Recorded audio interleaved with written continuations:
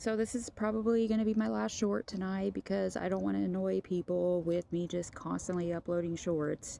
Hopefully when I get a different phone, I can, well, obviously when I get a different, wow, I just did a good eye roll there. But obviously, when I get a different phone, I'll be able to like do actual videos. But I'm not kidding right now.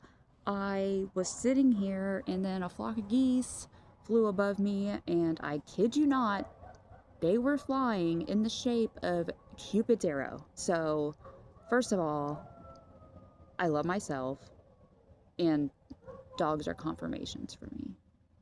And yeah. So I love myself and I'm whole again. And what I got from that is maybe my divine counterpart loves me and they know who I am. So um whenever the time's right, I guess. But yeah, like that made me so happy too. My eyes look brown. They're not. But yeah, being outside made me so happy. The dogs are going nuts out of nowhere. But yeah, the geese. It's pretty crazy, but you know, most people probably say I'm crazy for seeing the symbolism in it, but whatever. I don't care anymore. I love myself and I'm gonna be me.